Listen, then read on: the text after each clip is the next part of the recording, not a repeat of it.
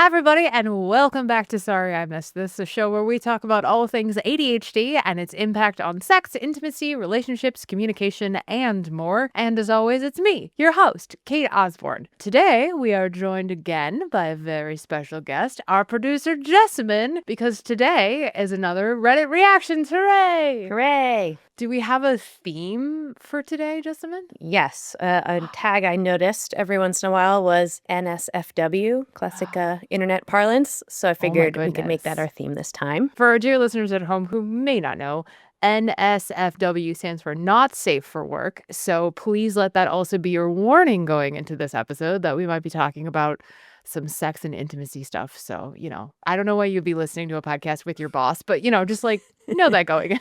It's not safe don't for listen work. to it at work, but wear you headphones. can just wear headphones. It's fine. Yeah. Let's get into our first one. Okay, I'm so excited.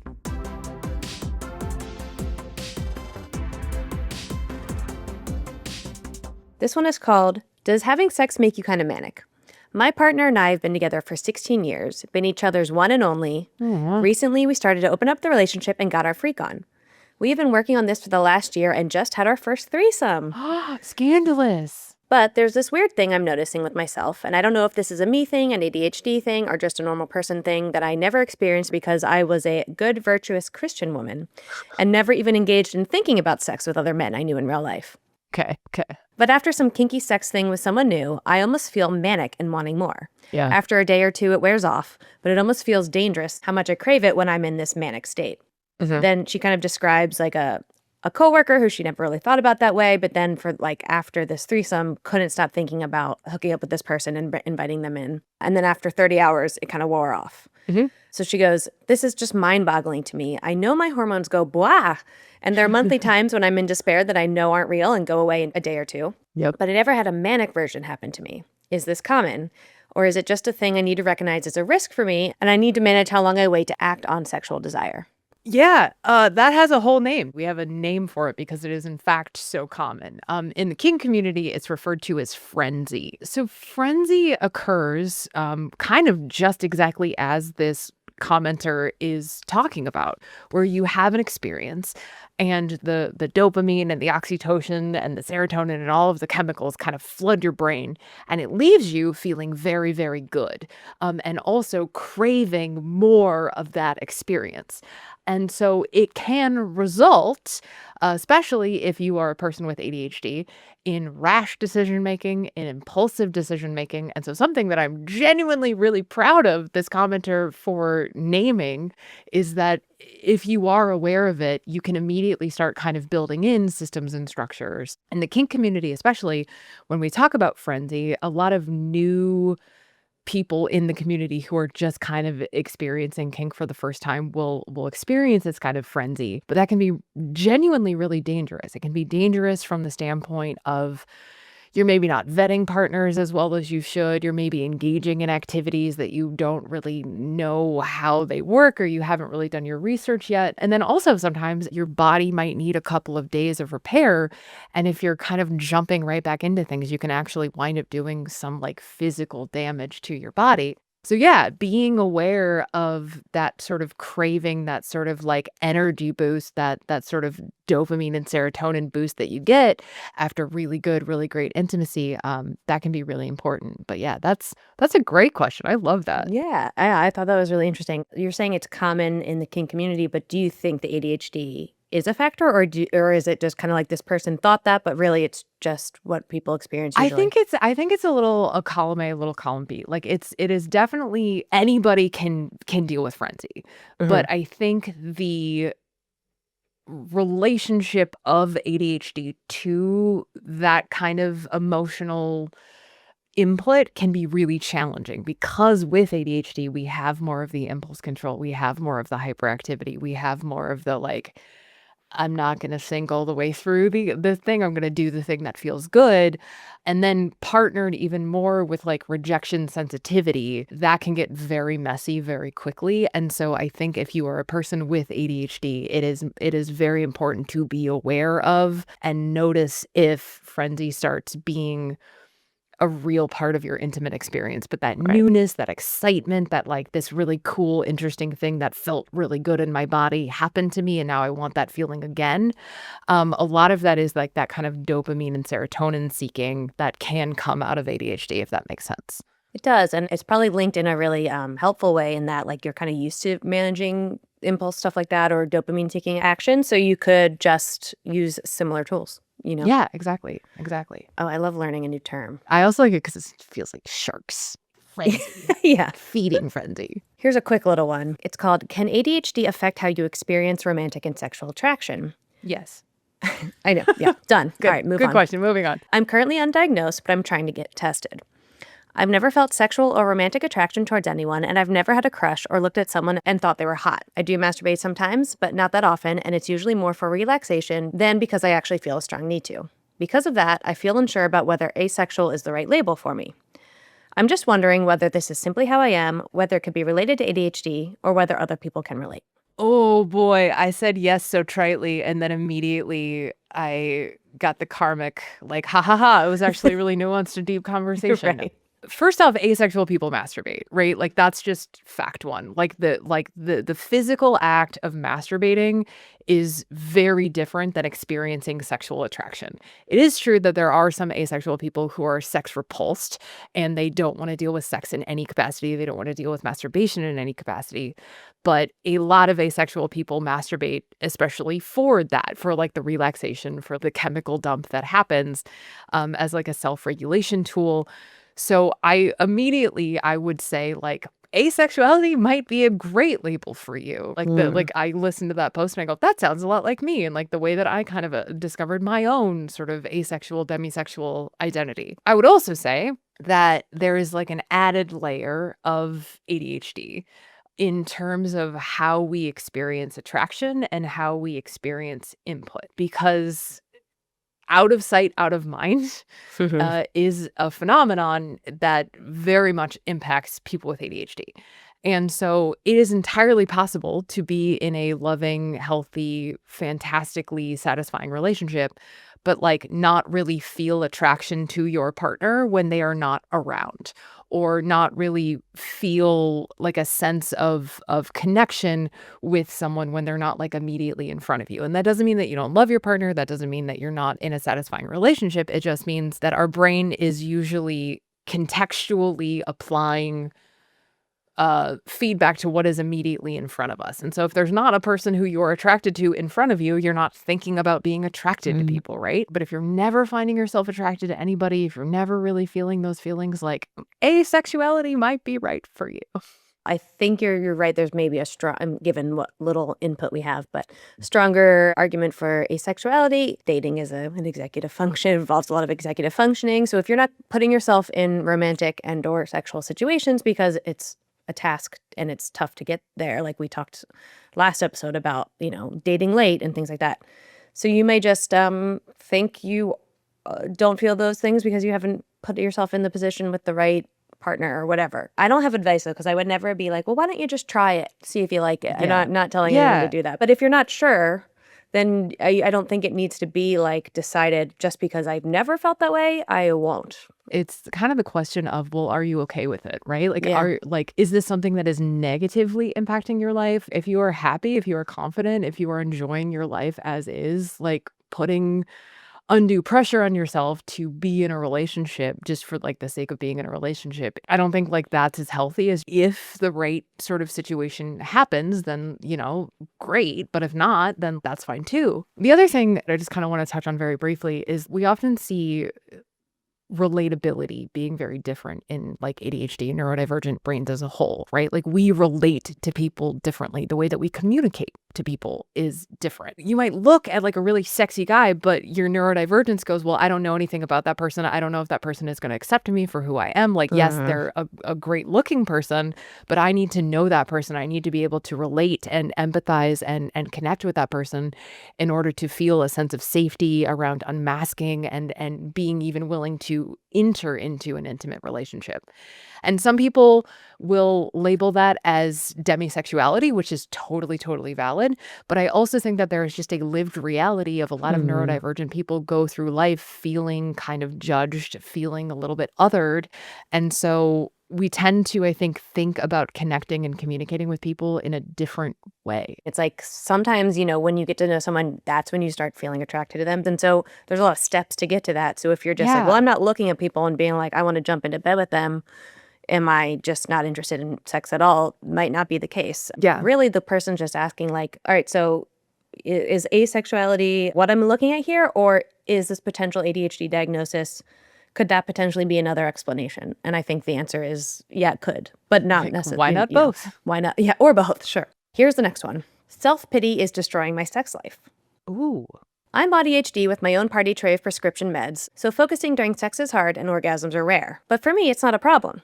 I love seeing my partner of 7 years happy. I feel connected and desired. However, the lack of my orgasm is a problem for my partner. The first questions after he finishes are always, have you finished? Was it close? Oh, don't do that. No. Okay, sorry. Continue. Followed by, I'm so sorry. I just want you to feel as good as I am. I'm so bad at this. The issue is I feel good, and he can't comprehend that that's possible without an orgasm. He's autistic as well, so probably that's related. Another related issue is I do rarely want to have sex as it is. It's more like responsive desire. Because of that, I don't always feel comfortable to instigate. The problem is my partner would love me to be more direct, and he's afraid I no longer fancy him. But I love him, fancy him, and enjoy our sex. It's more just like the constant need to feel good during sex and to reassure him is making me steer away. Any ideas? Oh boy, where do I even start? One of the most damaging things that has happened in our culture is this idea that orgasm has to be the goal of intimacy, right? And so my first suggestion would just be communicating around that, like really having communication around, hey, I just like being intimate with you. It does not matter to me whether or not I accomplish orgasm. I'm just enjoying spending time with you. I think communicating as directly and specifically around that is super duper important. Sounds like they have been, though. Well, and that was going to be the second thing, because then the second thing is, but if there is like that assurance part, like that's the thing where I think maybe like a very direct conversation about, hey, when you ask this and then you make it kind of my problem to have to like reassure you that you did a good job, that is an amount of an emotional labor that is making me less inclined to want to have sex with you. Maybe say it nicer than that, right? Yeah. Like find a nicer way into that conversation. But I used to be that person. Like I have been so guilty of just needing to be told that I did a good job. There's an element of compliment fishing in there too that I would kind of maybe wonder about. If there is like that real need for reassurance, if there is that real need for like acknowledging what has gone on, but especially when it gets to the point of like you don't want to have sex with your partner because the emotional labor of reassurance afterwards is so great. Like that is clearly a problem. Yeah. And so I would really think about breaking it down and really honing in on like, I just want to focus on being close with you, being intimate with you. And if it's going to be an issue around like I have to come or you can't enjoy yourself, that's a partner problem, right? If the partner is only getting their sense of satisfaction over like I made you come, that's like not a healthy way of approaching intimacy. And it just adds to the, which is a theme I saw in a lot of these posts, the feeling of sex as task, hence the avoidance, right? The chore of explaining, again, I'm happy, please don't worry about this, this is fine, this is fine. Yeah, that's very unsexy. I'm going to let you pick the next one. Higher libido during hyperfixations and sex countdown. Sex Countdown. Right. Incredible name for a band. Yeah, it's a good. All right. Sex countdown. I saw this video where a woman is talking about how as soon as her and her partner have sex, there's a countdown that starts in her head and it just stresses how long it's been since they've had sex. She tied it to her ADHD and anxious attachment style. Okay. My partner's high libido, and the pressure and expectation I feel has created so much anxiety for me, but I love him and I want to have sex with him. I don't know. Does anyone experience this? That's really common, honestly. Like that idea of putting a ton of pressure on yourself. I bet I'm disappointing my partner. I bet I'm letting my partner down. And then that becomes kind of the feeling that gets established around sex is like, I should want this more, or I'm somehow being a bad partner because I'm not constantly wanting sex. It's also really interesting they sort of identified their partner as like is high libido. But the thing is that like libido is a very changeable thing. It's going to change and evolve over the course of our lives, right? So I think it's really important to remember when you start having these conversations around like, now I feel a bunch of pressure, now I feel a bunch of anxiety, is to really examine where that pressure and anxiety is coming from.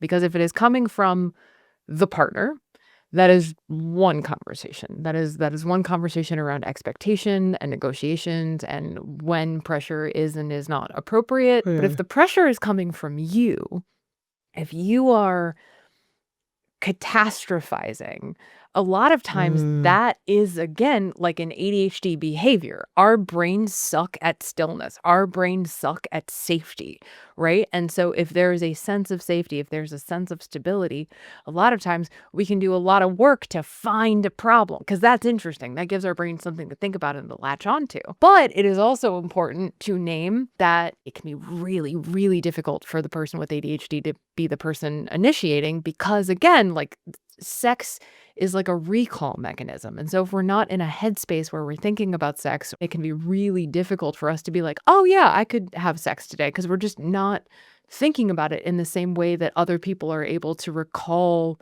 that like series of tasks, basically, right? So I think if that is the case, one of the best things that you can do is schedule intimacy. And I don't mean scheduling sex, right? Because then that sets up additional pressure. Like, okay, on Thursdays we have sex, but then if you don't have sex on that Thursday, have we failed? Have we messed up? Did we miss something? But what you can do is say, on Thursdays, I'm going to make an intentional effort to be close to my partner. I'm going to share space with my partner. I'm going to be in physical contact with my partner. And what that does is that puts desire and that makes that sort of feeling of wanting to have sex accessible, because you've moved it from a background process to a forefront process. And so it's not about like non-romantically saying we must have sex at 7 p.m. on Thursdays, because that's a lot of pressure and a lot of like non-romantic. But I think if there is that sort of like wall of awful around like, oh my God, it's been so long, and the longer I go, the harder it is to get back into things, and the more pressure I feel and the shittier that I feel about myself. Yeah, like just making it easier to transition into that activity, making it easier to access that desire. It's nothing to feel bad about. It's nothing to feel guilty about. So many couples deal with mismatched libidos and different desire styles and how they like to initiate or when they like to initiate. So yeah, that's my answer. So that makes me think we should probably, just your answer being about this variability, probably we should go back to higher libido during hyperfixations. Okay. Higher libido during hyperfixations. This is a bit of an embarrassing question because I feel like I'm the only one who experiences this. Probably not. But whenever I develop a hyperfixation that gets me extremely excited, especially a show or a book, I find that my libido gets really high as well, ? Especially when I engage with my hyperfixation. A lot of the time, I feel like I get so excited it turns me into needing to get off. It happens even if it's not something necessarily sexual. Dunno, I'm a bit embarrassed about this, and I'd love to know if this is an ADHD thing or not. That is a fascinating question. I agree. I genuinely don't know if I know the answer to that question. We stumped ya. I mean, I can surmise, I could extrapolate scientifically things that I know. Because, I mean, hyperfixation is a heightened state of arousal, right? Like not necessarily like physical arousal, but when an ADHD brain is entered into that state, we are enjoying ourselves. And so I would imagine that in some brains, the sense of enjoyment, the sense of pleasure, the sense of like, I'm having a really good time and I'm really enjoying this, that could then be translated into a heightened sense of physical arousal, which then when you're like masturbating or having sex or whatever, that is then going to deliver more dopamine, more serotonin, more oxytocin, which is then going to sort of increase the sense of like pleasure in the hyperfixation.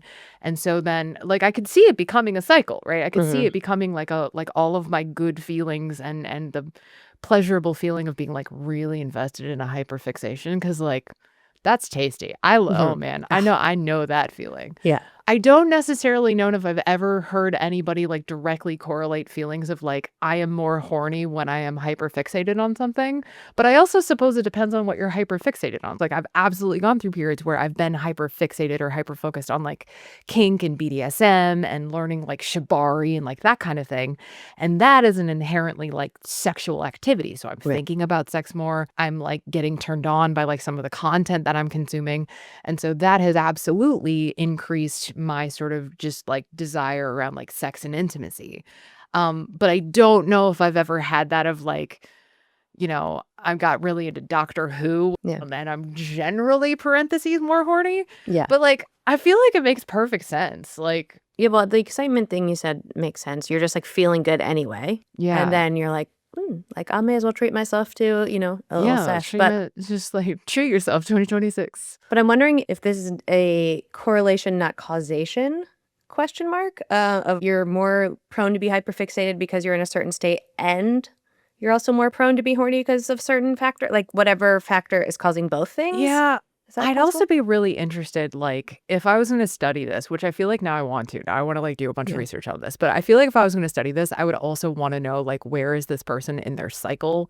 That's Like, exactly where what are I was they, thinking about. you know what I mean? I'm very interested to see, like, the patterns of this and how it fits into sort of, like, somatically the whole. What is going on in their life? Like, how stressed are they baseline? There's so many other things that I think could contribute to that are like a correlation versus causation conversation. Yeah, because now I'm like wildly speculating, but I'm like, maybe the hyperfixation is giving your brain like a sort of a resting place that it doesn't always have. Like, I feel like that's for me. I love being addicted to a book because I'm just so excited about that. And it doesn't happen all the time. So when it does, I'm like, oh God, this is like a special, this is like a morsel. Like, I'm so excited. Maybe there's the excitement, but maybe it also just like quiets part of your brain that then allows like whatever is blocking like that feeling normally. I mean, they're not saying that they have low libido other times, but still like maybe there is also that where it relaxes you or gives a piece of the puzzle. It could also be the opposite too, because I know like there's also some people to whomst the hyperfixation phase, it is the thing that is like stimulating, right? And it's like, and that is when you're feeling your best, when you're feeling like you're most productive, you're most creative. And I know like when I am hyperfixated on something, even if it's something goofy, I feel better about myself. I feel more empowered. I feel like I am more myself, because a lot of my hyperfixations tend to be like research oriented, like research based type things. And so I'm like, I'm so smart. I'm so cool. I love research. Yourself. Like, and getting to sort of access that, I think that could also be, but I don't know. That Like, makes there's so sense, many different ways this could go. This is fascinating. Yeah, it builds your confidence and then therefore you feel sexier. That's I do. I feel sexier like when I'm like, look at me. I'm such a like hot academic. Like, oh. Yeah. Yeah, sexy librarian. That makes a lot of sense. Exactly. I want to research that for forever now. Yeah, that's really interesting. Email us at sorryimissthis@understood.org if you get hyperfixated and horny. Yeah, hyperfixated and horny. That's a good podcast spinoff that we can do. That's a really good name for a podcast. All right, my dear beloved listeners, that is all for this episode of Reddit Reactions. And hey, if you come across a Reddit thing that you think would go really well for this, please send it to us. Please let us know. Or a theme. Yeah, or a theme. You want themes? All sorts of different stuff. So yeah, hit us up. Let us know. And thank you, dear listeners, for being here. And we will see you next time here on Sorry I Missed This. Bye, guys.